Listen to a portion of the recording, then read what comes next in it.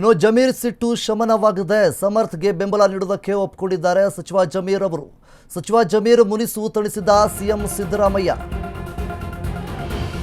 ಜಮೀರ್ ಅವರ ಸಿಟ್ಟು ಶಮನಗೊಳಿಸಿದ್ದಾರೆ ಸಿಎಂ ಸಿದ್ದರಾಮಯ್ಯನವರು. ಸಮರ್ಥ್ಗೆ ಬೆಂಬಲವನ್ನು ನೀಡುವುದಕ್ಕೆ ಒಪ್ಪಿಕೊಂಡಿದ್ದಾರೆ. ಸಚಿವ ಜಮೀರ್ ಮುನಿಸು ತಣಿಸಿರುವಂತಹ ಸಿಎಂ ಸಿದ್ದರಾಮಯ್ಯ ದಾವಣಗೆರೆ ಪ್ರಚಾರಕ್ಕೆ ಬರಲು ಒಪ್ಪಿಕೊಂಡಿದ್ದಾರೆ. ಸಮರ್ಥ್ ಪರವಾಗಿ ಜಮೀರ್ ಅಹಮದ್ ಕ್ಯಾಂಪೇನ್ ಅನ್ನು ಮಾಡ್ತಾರೆ. ಮುಸ್ಲಿಮರಿಗೆ ಟಿಕೆಟ್ ನೀಡುವ ವಿಷಯಕ್ಕೆ ರೆಬಲ್ ಆಗಿದ್ರು. ಈ ಹಿಂದೆ ಬೈ ಎಲೆಕ್ಷನ್ನಿಂದ ದೂರ ಉಳಿದಿದ್ದಂತಹ ಜಮೀರ್ ಅಹಮದ್ ಈಗ ಒಪ್ಪಿಕೊಂಡಿದ್ದಾರೆ. ಹೀಗಾಗಿ ಜಮೀರ್ ಅವರ ಮನವೊಲಿಸುವಂತೆ ಸಿಎಂಗೆ ಟಾಸ್ಕ್ ಇತ್ತು. ಸಿದ್ದರಾಮಯ್ಯಗೆ ಟಾಸ್ಕ್ ಕೊಟ್ಟಿದ್ದಂತಹ ಹೈಕಮಾಂಡ್ ಸಿದ್ದರಾಮಯ್ಯನವರ ಕಡೆಗೆ ಜಮೀರ್ ಅವರ ಮನವೊಲಿಕೆಯೊಂದನ್ನು ಮಾಡಿದ್ದಾರೆ. ಪ್ರಚಾರದ ವೇಳೆಗೆ ಜಮೀರ್ಗೆ ಸಿದ್ದರಾಮಯ್ಯ ಕರೆಯನ್ನು ಮಾಡಿದ್ದಾರೆ. ಕ್ಯಾಂಪೇನ್ನಿಂದ ದೂರ ಉಳಿದ್ರೆ ಮುಂದೆ ನಮಗೆ ಕಷ್ಟವಾಗುತ್ತೆ. ಭವಿಷ್ಯದ ಸಂಭಾವ್ಯ ಸಾಧಕ ಬಾಧಕಗಳನ್ನ ಕುರಿತು ನಾವು ಚರ್ಚೆ ಮಾಡಬೇಕು. ತಮ್ಮದೇ ದಾಟಿಯಲ್ಲಿ ವಿವರಿಸಿದ ಸಿಎಂ ಸಿದ್ದರಾಮಯ್ಯ ಒಲ್ಲದ ಮನಸ್ಸಿನಿಂದಲೇ ಪ್ರಚಾರಕ್ಕೆ ಬರುವುದಾಗಿ ಒಪ್ಪಿಕೊಂಡಿದ್ದಾರೆ. ಜಮೀರ್ ಅಹಮದ್ ಖಾನ್ ಅವರು ಏಪ್ರಿಲ್ 5ರಂದು ಕ್ಯಾಂಪೇನ್ ಮಾಡೋದಾಗಿ ಭರವಸೆಯೊಂದನ್ನು ನೀಡಿದ್ದಾರೆ. ಜಮೀರ್ ಭರವಸೆ ಬೆನ್ನಲ್ಲೇ ಕೈ ಅಭ್ಯರ್ಥಿ ನಿಟ್ಟುಸಿರನ್ನ ಬಿಟ್ಟಿದ್ದಾರೆ. ಮುಸ್ಲಿಮರ ಜೊತೆ ಸಭೆ ನಡೆಸಲಿರುವಂತಹ ಜಮೀರ್ ಅಹಮದ್ ಕೊನೆ ಕ್ಷಣದಲ್ಲಿ ಮುಸ್ಲಿಮರ ಮನಗಳನ್ನು ಗೆಲ್ತಾರಾ ಜಮೀರ್ ಅಹಮದ್ ಅನ್ನುವಂಥದ್ದು. ಮಲ್ಲಿಕಾರ್ಜುನ್ ಜೊತೆ ಕೈ ಜೋಡಿಸ್ತಾರಾ ಮಿನಿಸ್ಟರ್ ಜಮೀರ್ ಅಹಮದ್ ಖಾನ್ ಅವರು?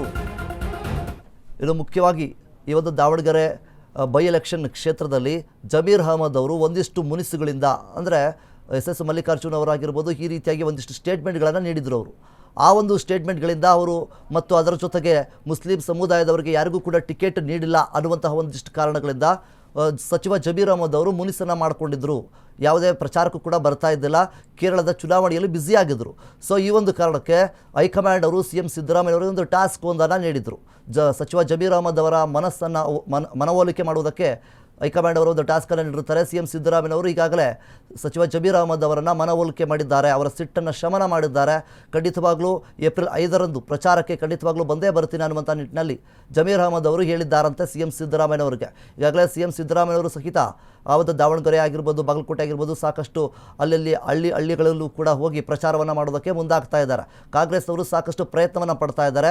ಆದರೂ ಸಹಿತ ಜಮೀರ್ ಅಹಮದ್ ಅವರು ಕೂಡ ಈ ಒಂದು ಕ್ಷೇತ್ರದಲ್ಲಿ ಪ್ರಚಾರಕ್ಕೆ ಬರಬೇಕು ಅನ್ನುವಂಥದ್ದು ಕೈ ಅಭ್ಯರ್ಥಿಗಳ ಮತ್ತು ಕೈ ನಾಯಕರ ಮತ್ತು ಕೈ ಕಾರ್ಯಕರ್ತರು ಏನೆಲ್ಲ ಇದ್ದಾರೆ ಕಾಂಗ್ರೆಸ್ನವರು ಎಲ್ಲರೂ ಕೂಡ ಬೆಂಬಲವನ್ನು ಕೇಳ್ತಾ ಇದ್ದಾರೆ. ಆ ಒಂದು ಕಾರಣದಿಂದಾಗಿ ಈಗಾಗಲೇ ಸಿಎಂ ಸಿದ್ದರಾಮಯ್ಯವರು ಜಮೀರ್ ಅಹಮದ್ ಅವರಿಗೆ ಕರೆ ಮಾಡಿ ಪ್ರಚಾರದ ಸಂದರ್ಭದಲ್ಲಿಗೆ ಕರೆ ಮಾಡಿ ಅವರನ್ನು ಕರೆದಿದ್ದಾರೆ. ಅವರು ಬರ್ತೀನಿ ಅನ್ನುವಂಥ ನಿಟ್ಟಿನಲ್ಲಿ ಒಪ್ಕೊಂಡಿದ್ದಾರೆ.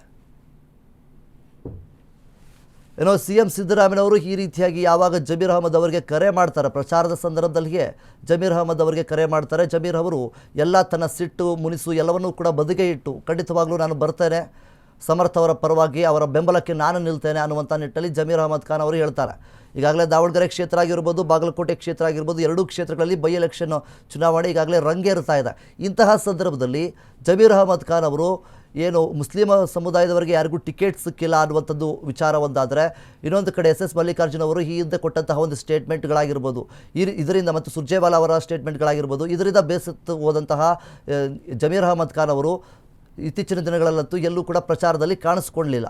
ಅವರು ಕೇರಳದ ಚುನಾವಣೆಯಲ್ಲಿ ಅಂದರೆ ಕೇರಳ ಚುನಾವಣೆಗೆ ಅವರು ಅದರಲ್ಲಿ ಒಂದು ಭಾಗಿಯಾಗಿದ್ದರು ಮತ್ತು ಬ್ಯುಸಿಯಾಗಿದ್ದರು. ಈ ಒಂದು ಕಾರಣಾಂತರಗಳಿಂದ ಅವರು ಪ್ರಚಾರಕ್ಕೆ ಬರುವುದಕ್ಕೆ ಆಗಿರಲಿಲ್ಲ.